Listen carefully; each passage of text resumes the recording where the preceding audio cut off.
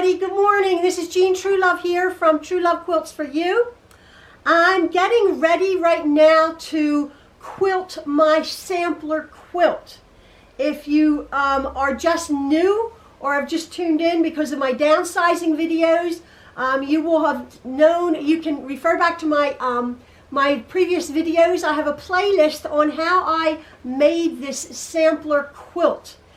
You guys who have been following along for the last year, 2019, making the blocks, and I'm coming now to the point where I am quilting my quilt. There's a whole bunch of different ways to quilt a quilt. You can hand tie a quilt. A lot of people choose to do that.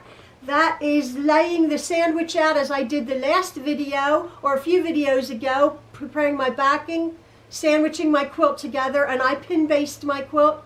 You can hand tie a quilt by tying with either like a pearl cotton or a yarn, a doubled up yarn with a thicker needle every 4 or 5 inches or 3 inches or however long to secure the layers together.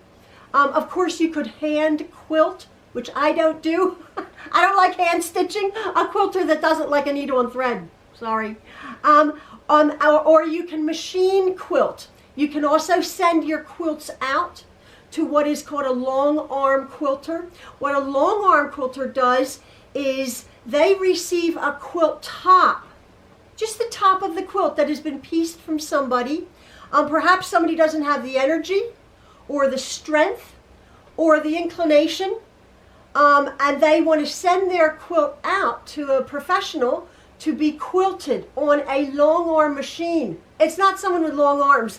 It's someone, the machine is on a long roller mechanism, sometimes like 10, 12 foot long these machines are, and then the quilt with the backing and the batting are loaded onto the machine, and then the machine is held either by hand or computerized to run the machine across the quilt, which is stationary. Then they can create a very pleasing pattern. So you have to pay for that, sometimes quite a lot of money. I have only done that once. I have sent out my quilt to a long arm quilter, David, Quilts by David. I'll put a link up because he's incredible. But a lot of people have their own long arm quilters. And a lot of people say, well, I'm making a fairly decent sized quilt. How in the world am I going to quilt it on my small machine? How do I get all this stuff into the throat of my machine? Some throats are only that big. This is called the throat or the harp of the machine. Some are only that big. Believe it or not, I have quilted a king size quilt on a small machine. It was hard. It takes a tremendous amount of effort. But you can do it with a lot of perseverance. I had mentioned in my previous videos that if you're quilting a very, very large quilt, I have the ideal setup, I think. I have a table behind me. I have a table to the side of me. And if it was very, very large, this one isn't as large, I would set up another table yet here. So my quilt, when I'm sitting at the machine, is completely supported by my tables, and it's not heavy on my lap, only a small amount. It's not dragging on the needle, which is the most important part. Now I have chosen, I have started it a little bit. I've chosen to quilt my quilt with free motion quilting. I'm going to put my camera up and I'll show you the close-up of how I'm quilting my quilt.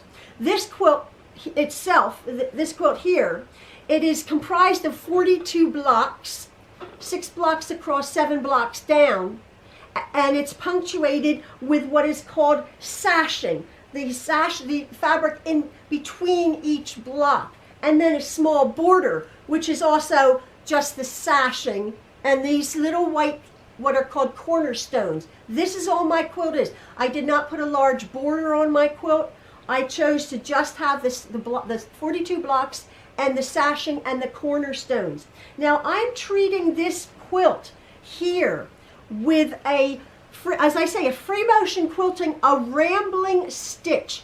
I'm quilting about every inch to inch and a half apart the entire quilt top. Now you could, because this is a block form.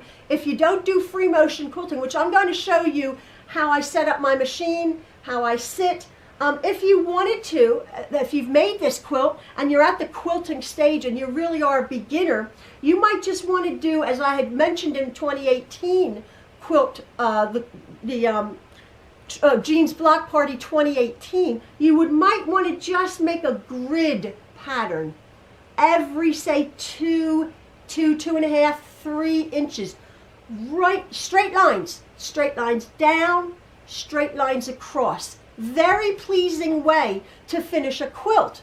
The quilting is obviously the stitches that hold the batting and the backing and the quilt top together, and what make your puffiness and what secures your quilt together and makes it an actual quilt. I've chosen, again, as I said, to free motion quilt, which is not a beginner skill. It's not. I've told you this dozens of times before. I'm going to put my camera up and I'll show you.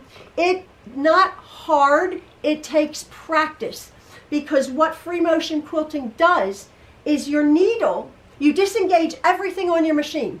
You take away, you take away all of the tension. You take away all of the tension, everything away from your machine. And then all your machine is doing is the needle's going up and down.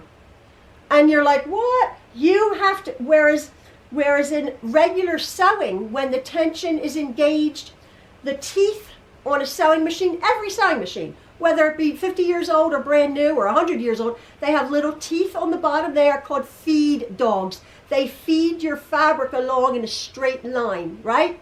And then you have a plate, the metal plate, that can either have one hole or maybe like a slot for like a zigzag stitch. I have a Juki. It's a TL 2200 QVP Mini.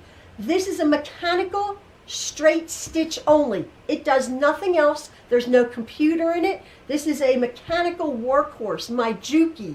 All it does is the needle goes up and down. That's it, even on a good day, let alone free motion quilting. It has the ability to drop. Most machines have the ability to drop those feed dogs down under the plate, so there's no catching of the fabric. And that's what you need, for the most part, to free motion quilt. Some people have said I keep my feed dogs up. I think if that works for you, that's great. But the point of dropping your feed dogs is to have zero resistance and allowing your quilt to be free motion quilted along. You are the stitch regulator. Again, not an easy skill to master. Just takes tons and tons of practice. And again, I always say, maybe even go get some cheap dollar store bandanas and a bit of extra fleece or a remnant that you have, or a fat quarter, because you don't want to practice free motion quilting on a piece this big. You need really to practice it, because free motion quilting works up fairly quickly depending on the size of the stitches or the size of your design. This, and I will show you, this quilt pattern here is working up very, very quickly. I'm doing it, well, again, I will show you. I'm doing it very, very loosely. Also with actual quilting, you must be, again, I'm repeating myself to people who have seen me do this a million times, so forgive me, but for you newer people, the actual amount of quilting, the actual amount of quilting stitches that you do on a quilt make the world of difference in either a soft, drapey, warmer quilt, or for maybe bedding or a throw, or tighter stitches if you're doing perhaps a wall hanging and you want a stiffer quilt. The more you quilt the surface of a quilt, the stiffer and the less warm it will be. And why is that? Air is the greatest of insulators, so the looser your quilting stitches are across the surface of your quilt, 1 inch, 2 inches, depending on the batting, which always you can see on the package of a batting how far to quilt your quilting stitches. Some new battings you can quilt them 8 inches apart. If you quilted a batting 8 inches apart, you're hardly going to have any quilting stitches. But if your batting allows that and it won't fall apart, then knock yourself out. That would make a very, very loose, airy quilt, drapey quilt. It makes sense that the closer your stitches are, the quilting itself draws in fabric. So it's going to make your quilt a little bit stiffer. I like not having a stiff quilt. I like having a softer, drapier quilt. For most applications, for a wall hanging, I will do it the quilting stitches much closer. But I'm going to now, another thing, what do you have to do? Practice, practice, practice. Disengage. Every machine is different. Every machine is different. I have set my Juki at 0 stitches, stitch per length. I have taken off the tension off of my, which is this dial here. I've loosened the tension of my presser foot, which you can do. I have dropped my feed dogs. My thread is just running nice and easy through all of my stitches here. I've not messed with this wheel because my machine is set up. Again, every machine is different, and I advise you, if you want to start to learn free motion quilting, is to find out where your machine, the bobbin, the top thread, how it responds to free motion quilting. Then then the most important, well, a very important thing I find also is I have a chair, an office chair that goes up and down. I personally feel it's much easier to raise my chair and go down, have my hands almost waist height, as you can see here, almost waist height. I'm not very tall, but almost waist height. Even my tall friend Jen, I say raise your chair and then have your arms loosely, and then your hands down. Whereas sometimes I might see somebody who's sort of stitching up to their quilt. You need to stitch down, and the thing with free motion quilting is it's a tense or could be a potentially tensing, challenging skill, and so your and again I've addressed this a million times. Your inclination is your shoulders are gonna come up around your ears, and you're gonna be like this. I'm always saying, be aware of that. Loosen up your hands. Loosen up your hands. Drop your shoulders. Maybe have a cup of tea or even a glass of wine. You have to be in a relaxed state to free motion quilt, because your hands, I always say the energy travels out of your hands through your fingertips. And if your hands are like this and you're like this close by, and your needle is going, it's going to translate to the needle. It's going to translate to your stitches. We've all had, anybody who's tried free motion quilting at the beginning, or even if you're out of practice a bit, we've all had a million stitches in one hole, right? Or then you skip like an inch, because it's, as I've always said, the machine is not regulating your stitch length. The machine is just painting your fabric, just painting your fabric with the needle and thread. You are pushing the fabric through your machine, not the opposite, not as a regular sewer, which the fabric is pulled an even keel through the machine. You are the stitch regulator, and so there is where the skill, the practice comes in, that you maneuver your fabric.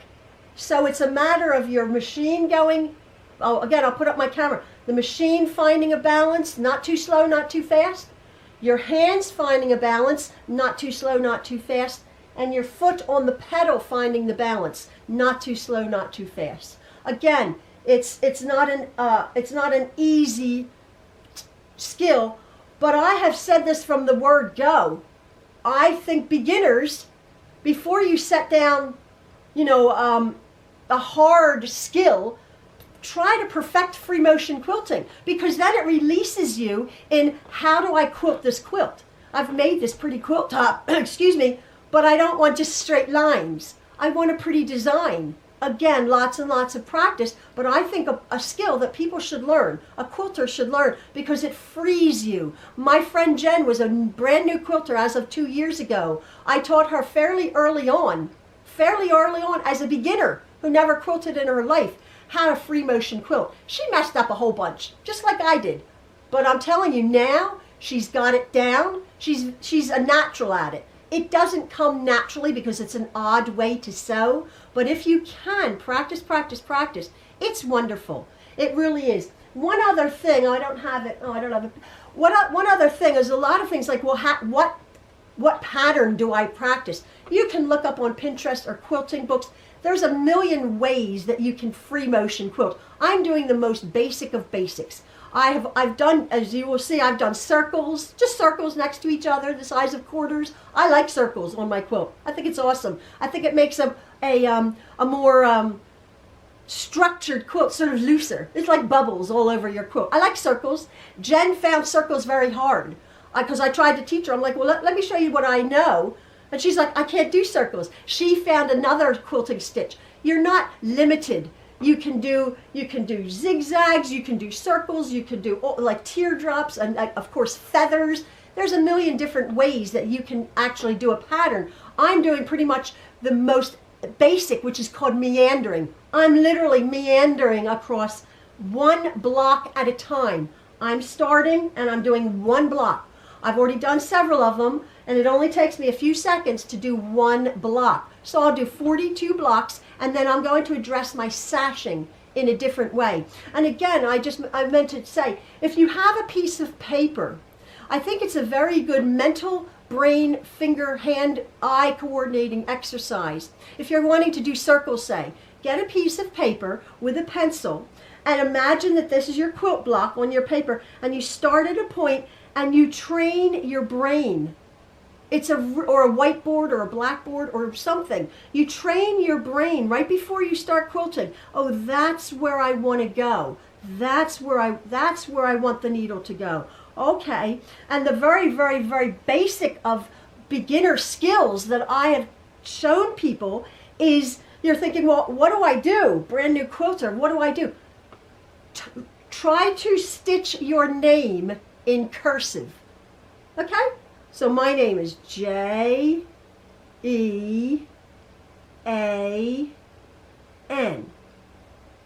So I know how to write my name. I've been doing it for a million years. So I started with that. That was what a book told me when I started quilting 15 years ago. Just start with your name, because your brain is used to doing that. Your hands are used to doing that.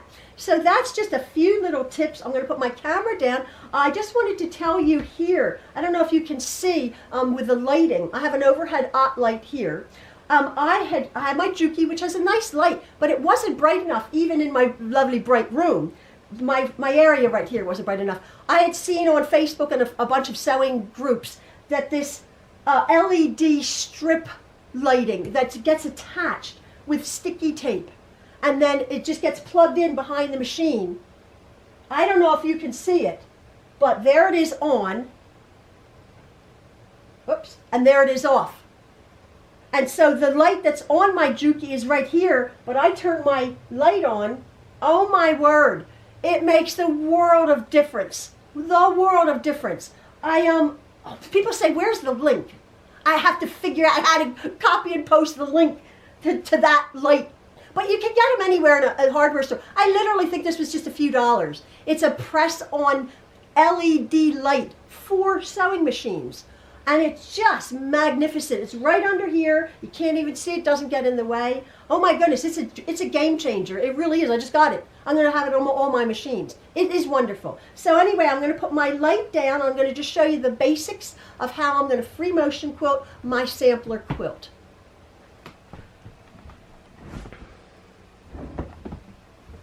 So as I said, my machine is set up.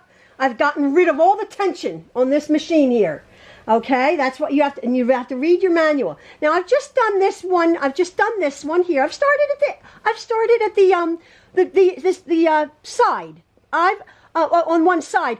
A lot of free motion quilting, I will start in the middle of the quilt to get it the worst, the hardest part done, because say this quilt is 70 inches, I'm going to have to, or 75 inches, I have to get about 35 inches into this part of my sewing machine. I know I can do that, and just for demonstration's sake, I'm starting at the side, but as you get, and because this is the easiest part, but perhaps if you want to practice on a smaller bit, you might even just have a piece this big. But I usually would start in the middle of my quilt, again, to get the hardest part done, and then work on my way out. I don't get a lot of tucks in my backing because as you saw my my sandwiching video, I don't get a lot of tucks the way I pin based it, and so I'm pretty assured the fabric will move slightly, as you see. And if I get a tiny tuck, or who cares, on the top, it's fine, or on the back.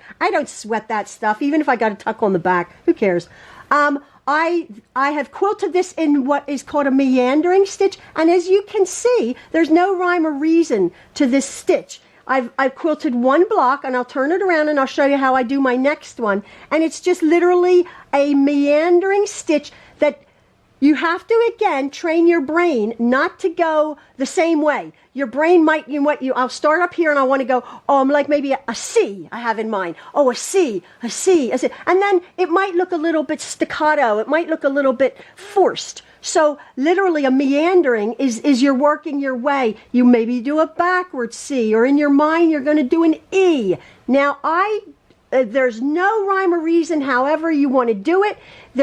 You can do it however, if you want to cross over your lines and fill a stitch, that's perfectly fine. Some quilt police are like, oh no, never cross the lines. That's ridiculous. If you want to cross your lines, go ahead, knock yourself out. I don't like the look of crossed lines myself, but if you want to, you could just go, you could make loops and cross over. I just happen to do like a meandering. I go one way and then I come back, and then I go up, and then I go down, and then I go across. So I will show you. That's like the finish. I did that in just a few seconds. I have 42 of these blocks, again, because I'm treating my sashing in a different way. I am using white thread on my red and white quilt. A lot of people, again, say, what color do I quilt? A lot of people use like a taupe or a gray or like a complete neutral. I don't mind the white here. On my sashing, I am going to do circles. I love my circles. And I'm going to do red thread on my red sashing. I'm going to do my circles on my sashing. And let me see, I probably can do 1, 2, 3, 4, 5 larger circles. Again, the important thing with any quilting whatsoever that you embark on, is you need your quilting to be an even spacing across the top of your quilt. That's very important. Whether you choose to do it 4 inches apart, whether you choose to do it half an inch apart, just make sure your entire quilt top is quilted the same exact way. Now, hopefully, let me just check this. Hopefully, I'll just come to this block here. Let me just check to see if I'm in the, let me just move this over a little bit so you can see, hopefully, what I'm doing here. So, what I've done, again, as you can see, my quilt is nice and supported. It's supported behind me. It's supported next to me. I am relaxed as I can be. Oh, my tripod's in the way. I have my what I'm going to do is I'm going to concentrate. Oh, seriously, my tripod's in the way. Excuse me, I'm just going to move this around here. Just get this. Sorry about that. I don't want to be knocking my tripod. Let me just see. Should have figured this out before. Yeah, that's a bit better. That's a bit better. Now, I'm going to, what I can't stress enough when you start to quilt is you're working with a piece right in front of you, just right in front of you. And this block, I think this is easy. A sampler block is easy because if you want to treat each block as just one little quilt, you're just working on this block. Forget the rest of your quilt. Forget it, forget it, forget it. Make sure it's supported. Make sure your hands are nice and relaxed. You're nice and relaxed. My shoulders are down. My hands are down. I'm looking down to the machine. Now, again, in quilting, most of you obviously know, you don't want all of those nasty little bird's nests, as little crummy knots of fabric when you start a seam or anything. So what you do is you pull up your bobbin thread. But if you don't know how to do that, I'm going to start in a corner of this block here. I'm going to quilt this block. And what I do is I hold my top thread and I just go, I turn my wheel towards me down into that starting point. I bring it up, I bring my needle right up to the top, and that way it engages the bobbin thread. There's my bobbin thread. You see that? So now, when I start to quilt, there's my two threads. Now when I start to sew, there will be no mess on the back. So then I put my needle back down into that hole, put my presser foot down. Okay, now the machine is just set that it's just, the needle's just going to go up and down, right? The needle's just going to go up and down. So let me get my pedal here. So I have it all nice and loose. Just keep it nice and loose around you. All right, and I'm going to figure out, I just want to start in that corner and just start literally meandering back, and then I can come down. I don't have to go like over here. I can go down here and then maybe come up here and then just fill in every inch and a half or so. Just fill in this block. It's a star block. You might say, oh, you're going to take away the design. No, you're not. From a distance, you're going to see stars. You're going to see this design. The quilting just enhances. This quilting, I think, does not detract at all. The tricky part is keeping your stitches in the proper stitch length. And so, like I say, it takes practice, because when you start out, your hands are like, what? And again, hand, machine, foot. So I'm going to start. And I'm just going to meander. I'm going to go down. I'm going to go up. Changing my hands around. Making sure my shoulders are down. Not stressing. Keeping my stitches and my pattern, you know, an inch and a half. Go over to here. Now again, I want to be aware, I've done that whole thing. I've done 3 blocks. Look at that. 7 seconds or so. I'm just aware now that I'm not going to be going into my sashing. Okay, here's my sashing and here's my block. So I'm just aware that I'm just going to, you know, stay within the block here. Okay, so what do I want to do? I want to go up, and again, it's me keeping my stitches consistent, and that's the hard part, obviously. I go down, I go across, we go up here. Maybe you can see it a little bit better. And we'll make a loopy loop here. My hands and my fabric are very loose. Come over to this one, go up, and I'm going to go back on myself, come down to the corner. And as you can see, I'm making the stitch length. The machine is not. And I'm stopping with my needle down all times. And I'm constantly making sure there's no stress on my needle. Everything is nice and loose. And my hands, my shoulders are down. My energy is coming through my hands. My arms, I never free motion quilt if I'm tired. Ever. Because I'm stressed and my chest is tight. Do it when you're relaxed, when you can just sit up to your, look down to your machine, and just keep your hands loose. Keep your hands loose. Don't like do this. Oh, another thing a lot of people say, there's obviously your bed. I have an extended bed. Obviously you need that pretty much. Most machines you can get an extension bed, so your quilt is supported. There's a lot of different products on the market. There's called a Supreme slider. There's a spray. I did spray my when I first got this machine a year and a half ago, I did spray my machine bed with a silicone spray to make it nice and slippery. Or you can just polish the daylights out of it, because obviously you want your fabric to move along with your hands. So I've started there. Now I'm going to go a bit slow when I start, because I don't want the thread, I don't want the needle to joggle. So I just sort of take a few bites there, come back. Now the beauty, as you can see if you've never free motion quilted, is you can go any which way.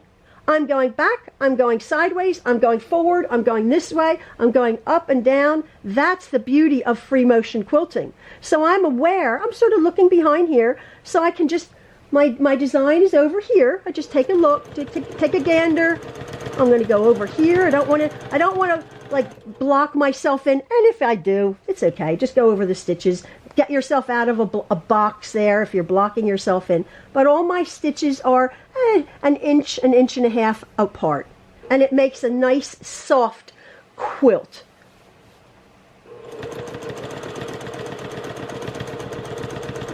Over here. I don't want to go on that sashing, and I'm just going to finish up.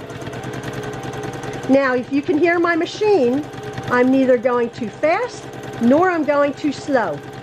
I'm going just a medium speed. My hands, now I'm going to finish in that corner right there.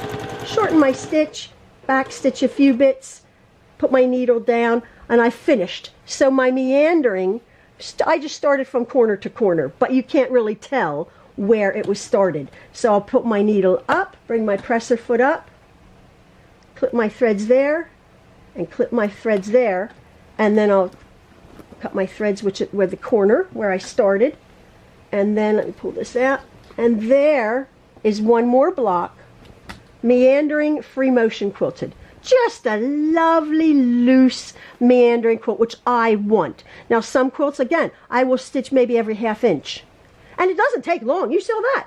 You saw that. How long did that take?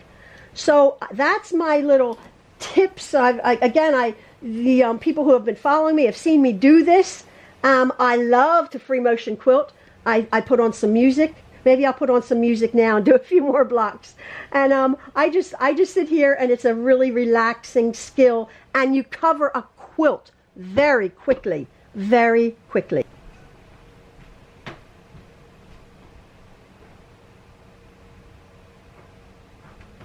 I hear the birds singing out to the sunrise. I see the stars fading away in the morning light.